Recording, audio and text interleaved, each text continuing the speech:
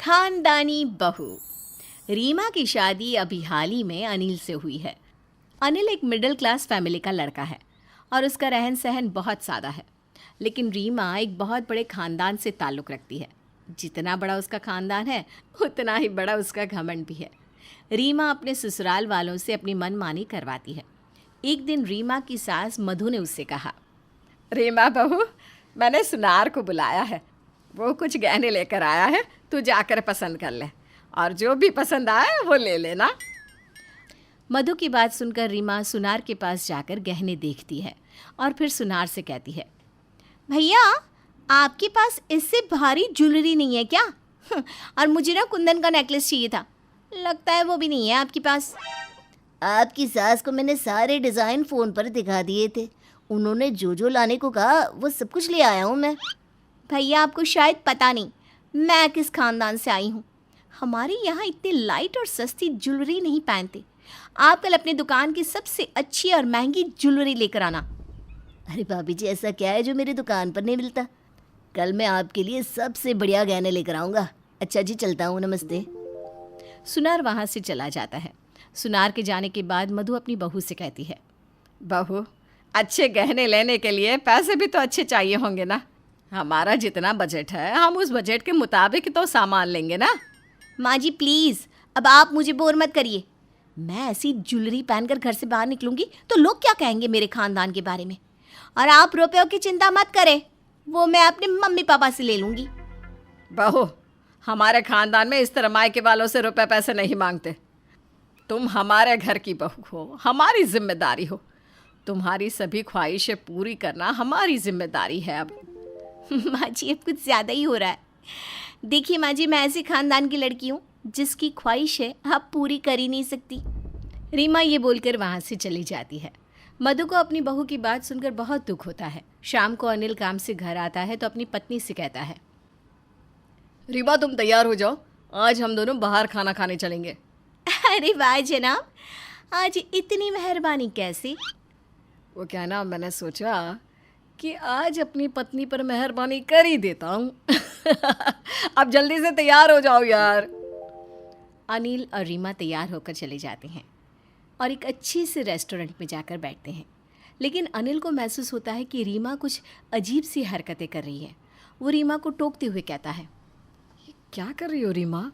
बार बार तुम अपने हाथों से अपना चेहरा छुपाने की कोशिश क्यों कर रही हो? कोई परेशानी है तो मुझे बताओ, हम कहीं और चल लेते हैं। अनिल, तुम्हें अपनी इज्जत की तो कोई परवाह नहीं, कम से कम मेरे बारे में तो सोच लिया करो। अरे क्या हो गया? पहले आप मत बुझाओ, साफ साफ बताओ, तुम्हें इतने चीप होटल में आने की क्या ज़रूरत थी? अरे तुम होटल सनशाइन या होटल महाराजा में भी तो ले जा सकते थे मुझे। रीमा, तुम्हें पता भी है वो होटल कितना महंगा है? मैं अपने पूरे महीने की सैलरी भी दे दूँ ना, तब भी एक टाइम के डिनर के पैसे कम पड़ जाएंगे। पता है अनिल, मुझे अपने ऊपर ही गुस्सा आ रहा है कि मैं तुम्हारे साथ आई क्यों। मुझे कितनी इंसल्ट फील हो रही है। अगर मुझे किसी ने यहाँ देख लिया तो क्या इज्जत रह जाएगी मेरी और मेरे खानदान की।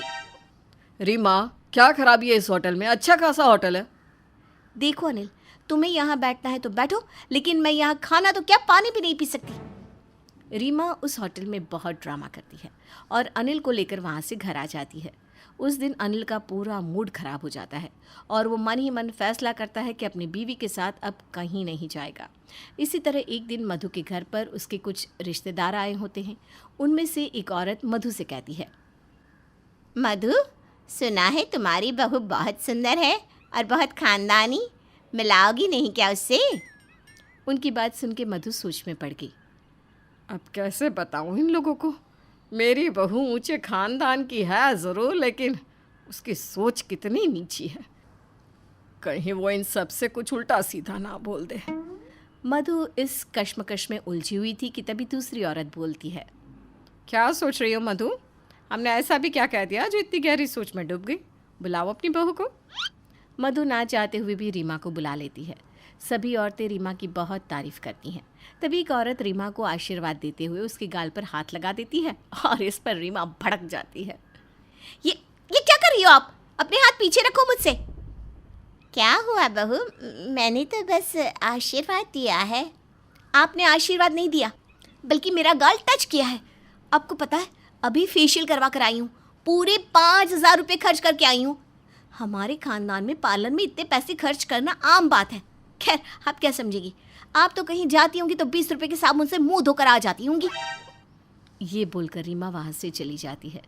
सभी औरतें मधु को बहुत हैरानी से देखती है। तभी एक औरत उससे कहती है, मधु तेरी बहू तो बहुत तेज़ है।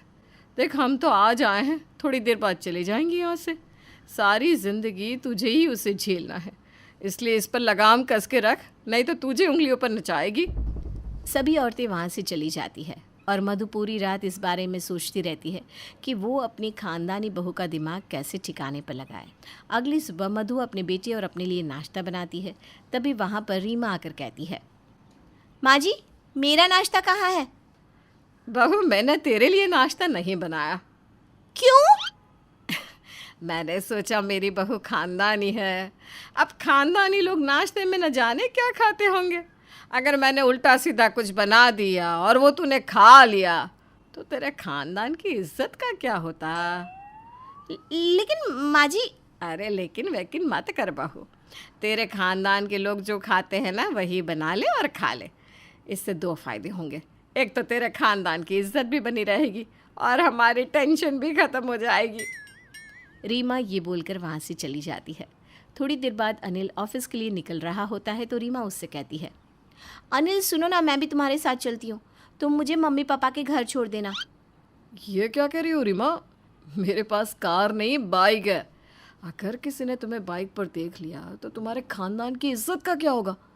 और तुम मेरी बाइक से अपने घर के सामने उतरोगी तो तुम्हारे खानदान की इज्जत का तो जनाजा ही निकल जाएगा ना। नहीं नहीं नहीं नहीं, ये मैं नहीं होने दूंगा। तुम एक काम करो, तुम अपने लिए कार मंगवा लो। अच्छा चलता हूँ मैं, देर हो रही है।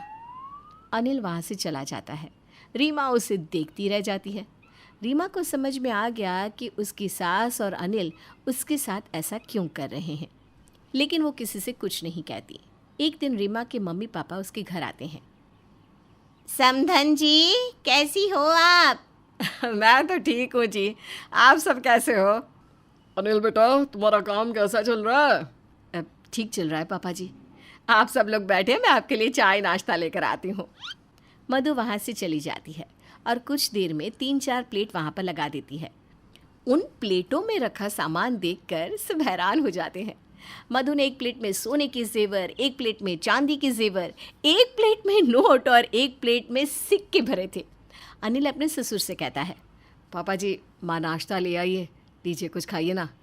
अरे बेटा ये कैसा मजाक है, ये सोना चांदी रुपया पैसा कोई खाने की चीज़ थोड़ी ना है। भाई साहब अब आप खानदानी लोग हैं, खानदानी लोगों के खाने के लिए कुछ तो स्पेशल खाने की चीज़ रखनी ही होती है ना। बहन जी हम खानदानी लोग हैं तो क्या हुआ, खाते तो हम भी रोटी हैं, पीते तो हम भी पानी ही हैं। तो मम्मी जी ये बात आप अपनी बेटी को समझाओ ना कि हर समय खानदान का राग अलापना बंद करे। भाई साहब आपकी बेटी किसी इंसान को इंसान नहीं समझती, हर किसी से बदसलूकी करती है। माफ़ करना, हमें संस्कारों वाली खानदानी बहू चाहिए, ऐसे खानदानी बहू नहीं जिसके अंदर घमंड कोट कोट कर भरा हो। रीमा अपने पति और सास की बात सुनकर बहुत शर्मिंदा हो जाती है। रीमा के माता पिता अनिल और मधु से माफ़ी मांगते हैं और अपनी बेटी को समझाते हैं। रीमा चुपचाप खड़ी होकर सबकी बातें सुनती है। अब रीमा को अपने माता पिता की बात कितनी समझ में आती है ये तो वक्त ही बताएगा। लेकिन आप हमारी कहानी को लाइक, शेयर और चैनल को सब्सक्राइब करना बिल्कुल मत भूलिएगा और साथ ही हमें कमेंट करके ये ज़रूर बताना कि आपको हमारी कहानी कैसी लगी।